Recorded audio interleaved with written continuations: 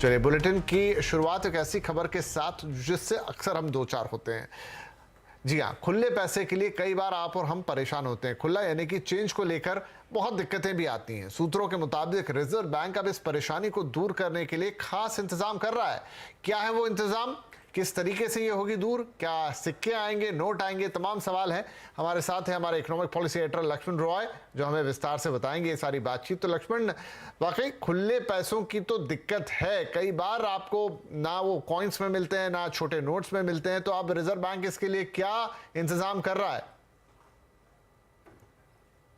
दरअसल हम आप रोज़ाना जो खुले की समस्या से जूझते हैं, कई बार 5 के नोट नहीं मिलते हैं, कई बार 10 के नोट नहीं मिलते हैं, कई बार 20 के नोट नहीं मिलते हैं। तो ये सिर्फ हम आप समस्या से नहीं जूझ रहे हैं, बल्कि ये जो हमारी समस्या है उसकी शिकायत रिजर्व बैंक तक पहुंची।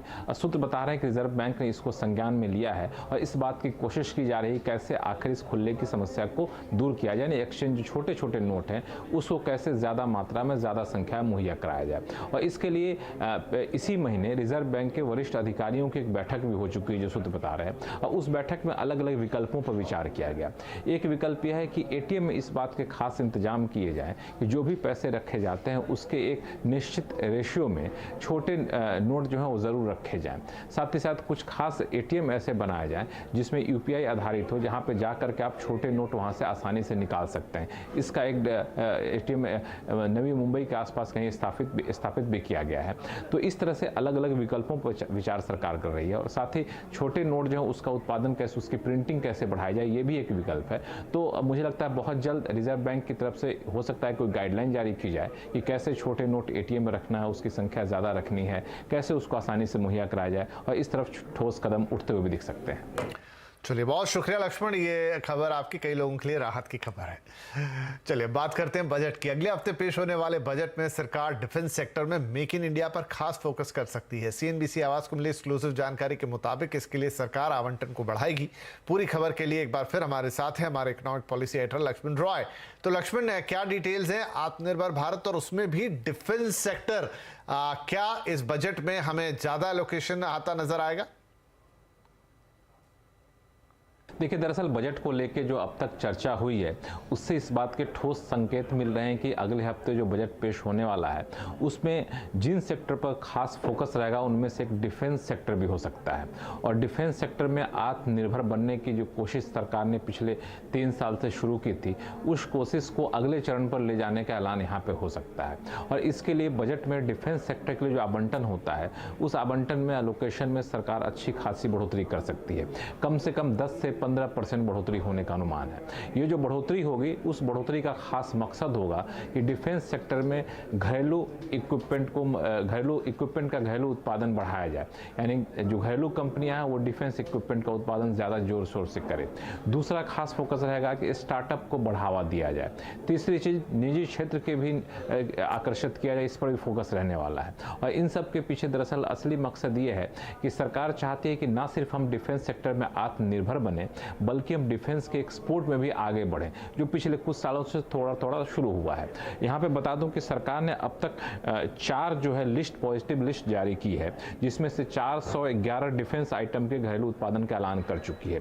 अब तक करीब 2,20,000 करोड़ रुपए के कॉन्ट्रैक्ट दिए जा चुके हैं और करीब 5 लाख करोड़ रुपए के प्रोजेक्ट अलग अलग स्तर पर है और उसको जल्द से लागू करने की कोशिश होगी। इसलिए सरकारी आवंटन बढ़ाने की तैयारी कर रही है और इसमें टेक्नोलॉजी पर खास फोकस होगा, रिसर्च एंड डेवलपमेंट पर खास फोकस हो सकता है। जी, शुक्रिया लक्ष्मण इस अपडेट के लिए। तो ये लगभग तय है कि बजट में इस बार डिफेंस सेक्टर पर खास फोकस रहेगा, लेकिन इस सेक्टर की कंपनियां और दिग्गज किस तरह के कदम की उम्मीद कर रहे हैं, जानने के लिए हमने बात की पीटीसी इंडस्ट्रीज के एमडी सचिन अग्रवाल से। इंडिया को सारे इक्विपमेंट और प्लेटफॉर्म्स काफी जो पुराने हो चुके हैं और जैसे आपने बोला पहले कि रशिया यूक्रेन वॉर के चक्कर में ओवर डिपेंडेंस भी है कुछ थोड़ी बहुत रशिया की तरफ, तो उसका मॉडर्नाइजेशन और सेल्फ रिलायंस आत्मनिर्भर क्रिएट करने के लिए ये इक्विपमेंट और प्लेटफॉर्म्स के ऊपर काफी बड़ा बजट एलोकेशन होना चाहिए, उसकी उम्मीद करी जा रही है। चलिए बात करते हैं सोने की, जहां पर तेजी बरकरार है। आज एमसीएक्स पर सोना एक और रिकॉर्ड ऊंचाई पर पहुंच गया। वायदा बाजार में सोने का भाव 57,000 रुपए के पार चला गया। कॉमेक्स पर भी सोना थमने का नाम नहीं ले रहा और ये $1937 के भाव के साथ 9 महीने की ऊंचाई पर है। आने वाले वक्त में सोने में तेजी बनी रहेगी या भाव में दबाव आएगा, बताने के लिए हमारे साथ हैं हमारी कमोडिटी एडिटर मनीषा गुप्ता। तो मनीषा जी, अब क्या सोना यहां से और नए लेवल्स दिखाएगा? बात तो 60,000 तक की हो रही है। जी हाँ, एक बार फिर से ऑल टाइम हाई और इस बार हम 57,000 प्रति 10 ग्राम के ऊपर कारोबार करते हुए नजर आए हैं। अगर इस साल की ही बात की जाए तो अंतर्राष्ट्रीय बाजारों में सोने में 6% का इजाफा है, तो भारतीय बाजारों में 4% की बढ़त देखने को मिली है। हम अंतर्राष्ट्रीय बाजारों से इसलिए अंडर परफॉर्म कर रहे हैं क्योंकि रुपए में इस महीने में थोड़ी सी एप्रिसिएशन देखने को मिली है और उसका कैलकुलेशन इम्पैक्ट यहाँ पर भावों पर रहा है। ओवरऑल सपोर्ट बाजार में इसलिए है क्योंकि एक तरफ तो US डॉलर इंडेक्स 102 के नीचे कारोबार कर रहा है, दूसरा बाजार अभी ये मन बना चुका है कि US फेड जब 1 फेब को इंटरेस्ट रेट पॉलिसी डिसाइड करेंगे तो 25 बेसिस पॉइंट्स की ही रेट हाइक हम देख लेंगे।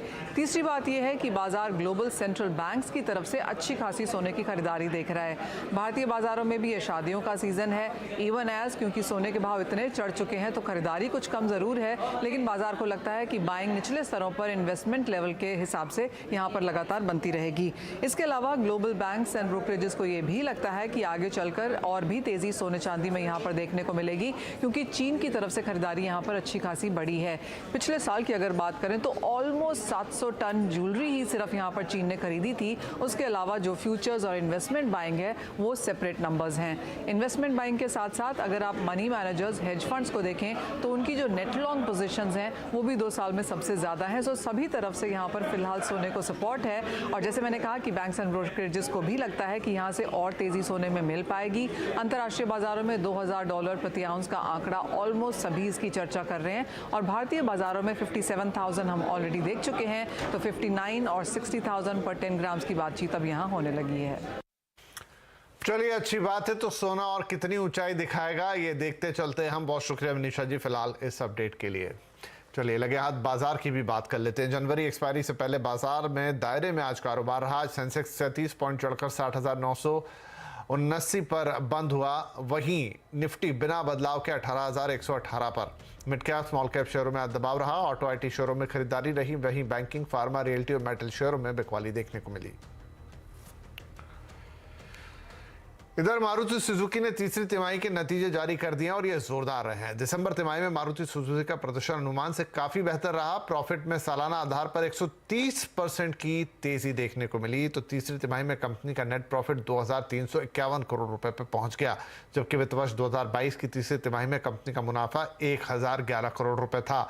तीसरी तिमाही में मारुति सुजुकी की आय सालाना आधार पर बढ़कर 29,044 करोड़ रुपए रही है। वहीं वित्त वर्ष 2022 की समान तिमाही में कंपनी की आय 23,246 करोड़ रुपए थी।